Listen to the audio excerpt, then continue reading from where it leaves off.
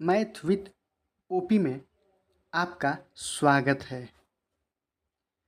आगामी परीक्षा एनटीपीसी और रेलवे ग्रुप डी को देखते हुए हम रेलवे परीक्षा में जो भी प्रश्न गणित के पूछे गए हैं उसका चैप्टर वाइज सॉल्व करवा रहे हैं, जो कि भाग 4 है संख्या पद्धति का।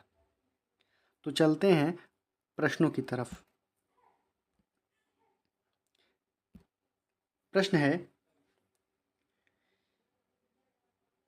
93, 50, 71.360 में दोनों 3 के स्थानीय मान के बीच क्या अंतर है। यह आरआरबी ग्रुप डी 2018 का प्रश्न है। स्थानीय मान का अंतर पूछ रहा है दोनों 3 का। तो देखिए, देखना पड़ेगा कि जो 3 है वो किस स्थान पे है। तो इस 3 के पहले इकाई, दहाई, सैकड़ा, हजार, 10,000, लाख, 10 लाख, करोड़। मतलब कि 3 का स्थानीय मान क्या है? 3 करोड़। मतलब कि 3 के बाद कितने शून्य आएंगे? 7। तो 7 शून्य हम 3 के बाद रख देंगे। तो 1, 2, 3, 4, 5, 6, 7। अब दूसरा हम 3 लेंगे, तो दूसरा 3 इकाई, दहाई और सैकड़ा के स्थान पे है। मतलब कि 3 के बाद 2 जीरो लगेंगे, तो 3 लिखेंगे यहाँ पे, फिर 2 जीरो लिखेंगे, सैकड़ा हो जाएगा। फिर इसको हम माइनस कर देंगे, तो शून्य हो जाएगा यहाँ पे, यहाँ भी शून्य हो जाएगा। यहाँ पे 10 में से 3 गया, 7 हो जाएगा। यहाँ पे 9, यहाँ भी 9, यहाँ भी 9 और यहाँ भी 9, यहाँ 2। आपका उत्तर हो जाएगा 29,99,97,00, जो कि 29,99,97,00 ऑप्शन नंबर ए आपका बिल्कुल सही हो जाएगा। अब चलते हैं अगले प्रश्न पे। देखिए, प्रश्न है यदि 0.372 पे बार है बराबर x बटा y है, जहाँ x और y सहअभाज्य है, तो x प्लस वाई का मान क्या होगा।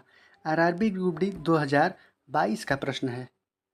पिछले ग्रुप डी के जो भर्ती आई थी उसी का प्रश्न है ये। तो देखिए, पहले इसका आप कंसेप्ट समझ लीजिए। तो मान लीजिए अगर संख्या ए बी सी है और बी और सी पे बार लगा है, बोल दे इसको सॉल्व करने के लिए, तो इसको हम ऐसे लिखेंगे। तो हो जाएगा ए बी सी और माइनस जिस पे बार नहीं लगा है उसको हम माइनस कर देंगे, तो माइनस ए हो जाएगा। उसके बाद बटा जितनी संख्या पे बार लगा है उतना नीचे हम 9 लिखेंगे। तो 2 पे बार है बी पे और सी पे, तो हम 2 नीचे 9 लिखेंगे। और उसके बाद जिस पे बार नहीं लगा है उतनी संख्या हम नीचे 0 लिखेंगे। तो केवल एक पे बार नहीं लगा है ए पे, तो फिर हम एक शून्य नीचे लिख देंगे। यही इसका कॉन्सेप्ट है, इसी पे हम सॉल्व कर देंगे क्वेश्चन को। तो सॉल्व करते हैं क्वेश्चन। तो देखिए, प्रश्न दिया है 0.372, 7 2 पे बार है और इसी का मान दिया है, इसी का मान दिया है बराबर x बटा y। तो हम सॉल्व करेंगे तो लिखेंगे 3 7 2 माइनस 3 पे बार नहीं है, तो फिर इसमें से हम 3 माइनस कर देंगे, फिर बटा लिखेंगे। तो बटा में आपका आएगा बार 7 पे और 2 पे है, तो फिर हम नीचे 2 9 लिखेंगे। जितनी संख्या पे बार होगा उतना ही हम नीचे 9 लिखेंगे। और जितने संख्या पे बार नहीं होगा उतना शून्य हम नीचे लिखेंगे। तो फिर एक शून्य लिखेंगे नीचे, क्योंकि 3 पे बार नहीं है, एक ही संख्या है 3। इसको सॉल्व करेंगे तो देखिए अब हो जाएगा 12 में से 3 गया 9, ये हो गया 6, ये 3/990। कटाएंगे इसको एक 3 से, ये हो जाएगा 1, ये हो जाएगा 2, ये हो जाएगा 3, इसको कटाएंगे हो जाएगा 3 3 0। फिर कटाएंगे 3 से इसको, तो 3 चौका 12, 3 एक में 3, फिर कटाएंगे तो ये हो जाएगा 1 1 0। अब आपका क्या हो गया 41/110। तो 41 जो 110 आया है, ये तो मान आया है x/y का। तो x/y का मान आया है 41/110। तो प्रश्न में कह रहा है कि x + y का मान क्या होगा। तो x + y का मान हम जोड़ देंगे, 41 + 110। आपका उत्तर हो जाएगा 151। आपका उत्तर हो जाएगा 151, जो कि ऑप्शन नंबर सी आपका बिल्कुल सही होगा। अब चलते हैं अगले प्रश्न की तरफ।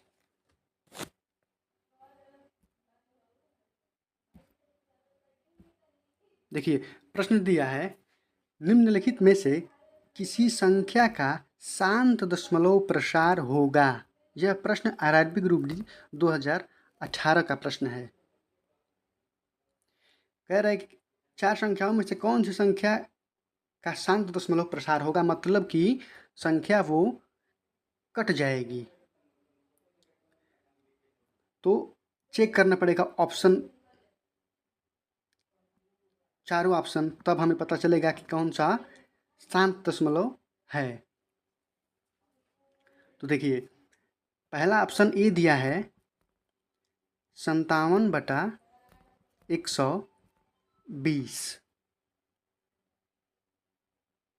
तो शांत दशमलव का जो कंसेप्ट होता है, शांत दशमलव तभी होगा जब हम हर में, अंश नहीं हर में, जब हर में या तो 2 हो या 2 की पावर n हो, या फिर 5 या 5 की पावर n हो, सॉरी, या 5 की पावर n हो, या 2 के पावर n गुणा 5 के पावर n हो। अगर इनमें से संख्या कोई भी होगी हर में, इसके अलावा कोई भी संख्या नहीं चाहिए, तभी वो संख्या शांत दशमलव के रूप में होगी, नहीं तो फिर शांत दशमलव नहीं होगा।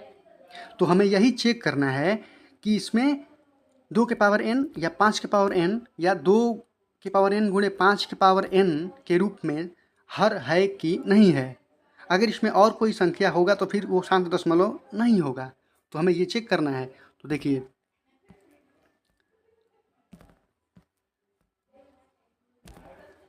ये पहला ऑप्शन है 57/120। 57/120, तो इसको हम कटाएंगे पहले।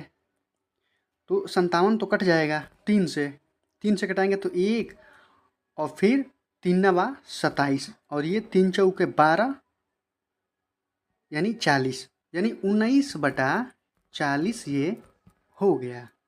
तो अब हमें इसमें चेक करना है हर में, हर में चेक करना है कि इसमें 2 5 के सिवा इसमें और कौन सी संख्या है। तो देखिए 40 का अगर हम गुणनखंड करेंगे तो होगा 4 गुणे फिर 2 गुणे 5, यही होगा। मतलब 4 है, 2 है, 5 है, मतलब कि यह शांत दशमलव प्रसार संख्या है। ऑप्शन नंबर ए आपका शांत दशमलव प्रसार संख्या होगा। एकदम सही उत्तर है। अब हम तीनों ऑप्शन देख ले रहे हैं। तो अब हम दूसरा ऑप्शन चेक करेंगे। तो देखिए, दूसरा ऑप्शन दिया है, दूसरा ऑप्शन दिया है 47/150। तो 47/150, अब ये तो सरल भिन्न है, ये है, कटेगा नहीं ये। तो देखिए, 150 का अगर हम गुणनखंड करेंगे तो हो जाएगा 3। तो 3 गुणे 5 गुणे 10। तो 3 जब पहले आ गया तो ये तो दशमलव शांत होगा ही नहीं, तो ये तो होगा नहीं। अब हम दूसरा, तो अब हम तीसरा ऑप्शन चेक करेंगे। तो देखिए,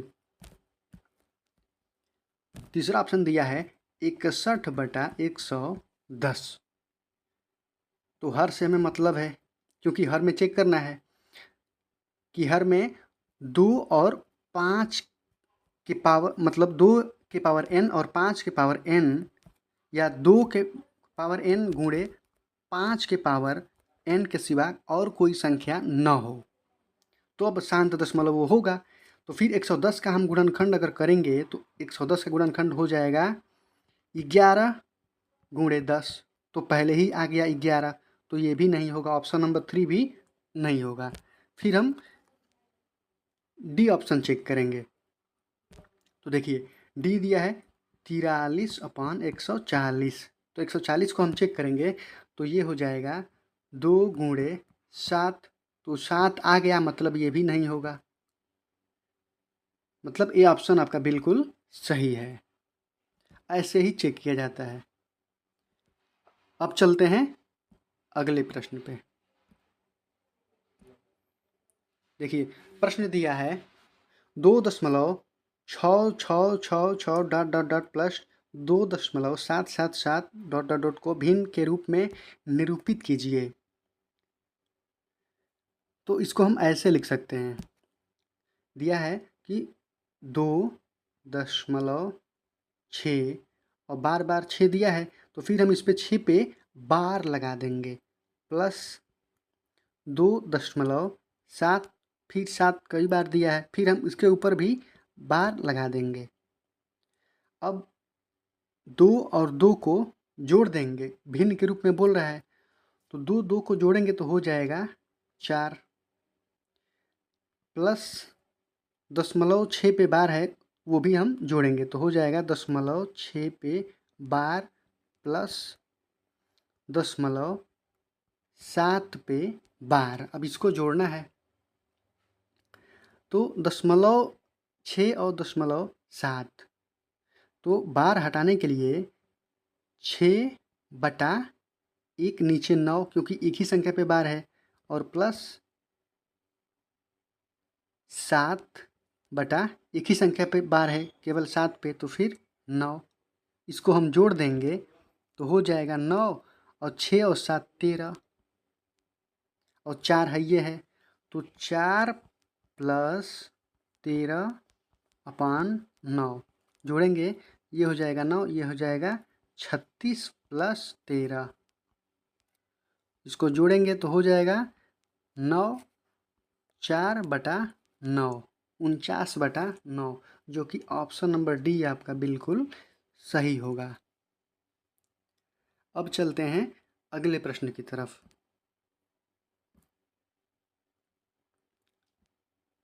देखिए, प्रश्न दिया है, यदि √50 प्लस √128 बराबर √9 है, n है, तो n का मान ज्ञात करो। तो प्रश्न लिख लेंगे, करणी में 50 है प्लस √128 है बराबर √n। तो n का मान पूछ रहा है, n का मान पूछ रहा है, तो हम इसको ऐसे भी लिख सकते हैं, √25 गुणे 2, ऐसे लिख सकते हैं, प्लस इसको लिख सकते हैं 64 गुणे 2 बराबर √n। अब देखिए, अब 25 का हम 5 वर्गमूल होगा, तो फिर हम 5 √2 प्लस 64 का 8 होगा तो 8 √2 बराबर √n लिख सकते हैं। अब हम 5 को और 8 को जोड़ देंगे तो हो जाएगा 8 5 13, मतलब 13 √2 बराबर √n। अब देखिए, अब दोनों को वर्ग कर देंगे, तो वर्ग कर देंगे तो हो जाएगा 13 का करेंगे तो हो जाएगा 169, सॉरी 13 का करेंगे तो हो जाएगा 169, 169 और 2 का होगा 2 तो गुणे 2 बराबर ये हो जाएगा n। मतलब n का मान क्या हो गया, 169 गुणे 2, 9 दूनी 18, 1 6 दूनी 12, 1 13 का 1, अब 2 के में 2 1 3, मतलब 338 n का मान निकल गया। 338, जो कि बी नंबर ऑप्शन बिल्कुल सही होगा। तो ऐसे आप इसको सॉल्व कर सकते हैं। देखिए, जो भी प्रीवियस ईयर क्वेश्चन है इसी के हिसाब से फिर अगले जो एग्ज़ाम होगा ग्रुप डी का, तो इसी के बेस पे बना के फिर प्रश्न पत्र मिलते हैं। तो प्रीवियस ईयर का बहुत रोल रहता है एग्ज़ाम में। तो आप लोग कंसेप्ट समझिए और फिर इस पे क्वेश्चन ढूंढ के और लगाइए, बहुत फ़ायदा मिलेगा आपको। एग्ज़ाम में जाएंगे तो बहुत इसका बेनिफिट मिलने वाला है। तो आज के लिए इतना ही, फिर मिलते हैं कल, तब तक के लिए